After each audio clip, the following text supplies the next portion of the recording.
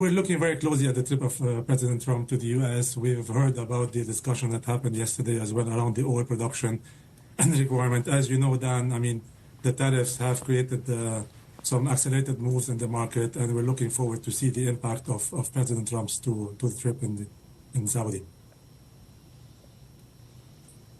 Okay, so what are the repercussions of these trade tensions on the oil and gas market? Of course, we've seen this 90-day truce being announced between the US and China.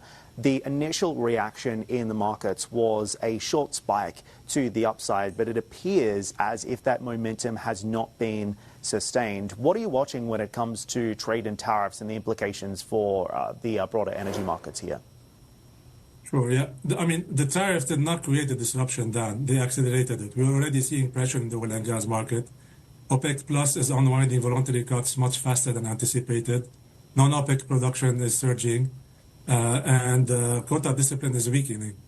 Add to that the policies out of Washington, the pro-drilling policies out of Washington, including the accelerated licensing in Alaska, and the signal is clear. The supply is surging, and the market is recalibrating. The one thing we can say for sure is that nothing is certain. Just a few days ago, the market expected continued decoupling between the U.S. and China. And as you mentioned, the 90-day tariff truce that was announced on Monday, the market is moving to a new equilibrium. We don't expect a full reset, but certainly a shift in the movement going forward. Also, what's important you mentioned the market's moving to a new equilibrium. Yeah, sorry, go ahead. Nadim, just sorry to pick up on that point. You mentioned the market's moving to a new equilibrium. What is that going to mean for prices? Yes, so the expectation at the beginning of the year, as you were aware, were around the $75 to $80. Most analysts expected the oil price to be around $75 to $80 per barrel. Today, we're looking at ranges between mid-60s to $70 per barrel. Obviously, that creates a lot of pressures on producers back home for President Trump in Texas. This around the break-even price of many of the fields in Texas, as well as puts pressure on the state budgets in the region, in the Gulf region where we live. So it will be interesting to see how this unfolds going forward, but the expectation now is around the $65 mark going forward. Okay, 65, and there has been quite a broad re-rating from banks and analyst firms about where they see the price of oil trending towards the end of the year. A big part of that is just general macro uncertainty. We've already spoken about the impact of these trade and tariff tensions on the market. But of course, the other factor here is what we're seeing regarding OPEC supply. Coming into President Trump's visit, OPEC has been steadily increasing output over the last 2 months, adding barrels to what is an already quite well-supplied market. So I want your take on what you think OPEC is going to do next and what this additional barrel move here, this move to put more barrels on the market, ultimately suggests. Are they attempting to meet a supply gap here, or is this also partly to do with essentially attempting to appease the president, who has called on OPEC to increase oil output over the last few months? Yeah, I think OPEC had called for the unwinding of voluntary cuts for a while now, around 2 million barrels, and they accelerated that path a bit faster than expected. I think also the OPEC has been very clear around the market being healthy, about inventory levels being lower than before. So the move forward is more a move towards feeding the market, as well as protecting some of the quota discipline that has been weakening over the past few months. And it's very important to look over the next few days how the reaction of the OPEC and OPEC Plus and non-OPEC countries would be vis-a-vis these increase, to understand how accelerated these will be over the next few months. It so happens that it is aligned with President Trump's agenda of low price of energy and increased production, but I don't think it's driven by that fact. Okay, so the other question here is, is this tour, President Trump's tour in the region, really being driven by economic cooperation, or is the president here just to strike deals that serve America's interests first? If you're a Gulf producer or leader of a Gulf economy, you're probably thinking, well, actually, I need higher oil prices in this environment in order to achieve economic goals and budget priorities. The president obviously wants lower oil prices because that serves his domestic mandate back at home. Well, it's no secret that the region has been looking for lower for longer kind of price equilibrium. The region has already shaved many times peak oil price to bring it back to normalcy. So I think in that particular case, both the President Trump and the region have the same interest in mind.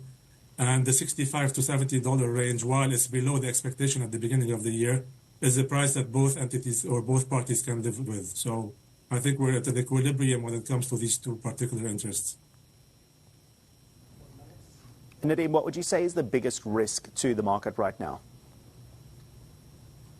Well, the biggest risk to the market right now is the reaction of the non-OPEC producing countries. If they continue to increase their production, if we see sanctions moving away and increasing supply to the market, then we might see a much more impact on the oil price. But as it stands now, we are kind of in an equilibrium that works for different parties, so we are in a wait-and-see mode.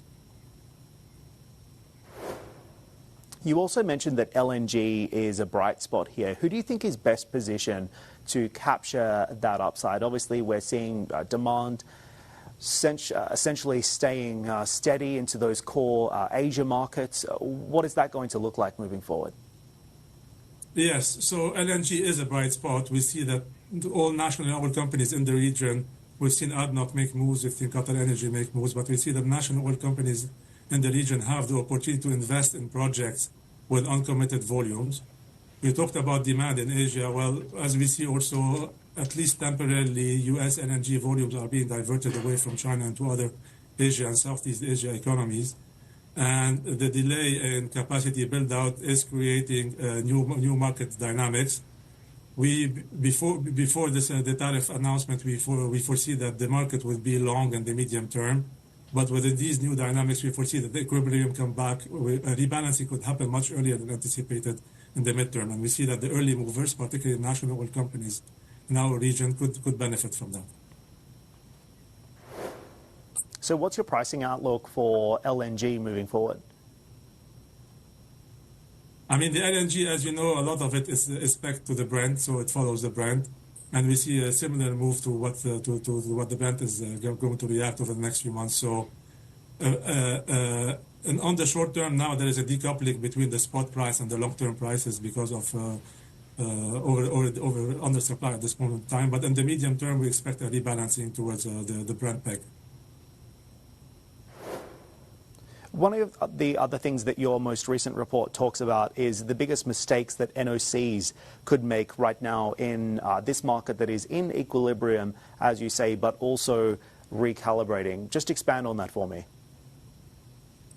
Well, the biggest mistake that NOC can do is sit back and wait and do nothing. I think there are real opportunities in the market today. We see a lot of M&A opportunities, particularly stranded asset and undervalued asset that would come out of Latin America, Africa, and Asia, that will create a real opportunity for national oil companies who have operational excellence and can operate these assets well below market break-evens.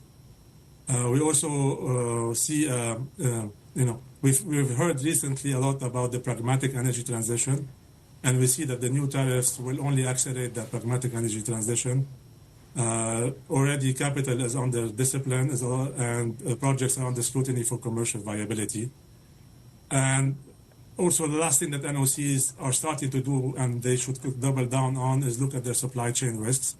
Over the next 12 to 24 months, we'll likely see structural resource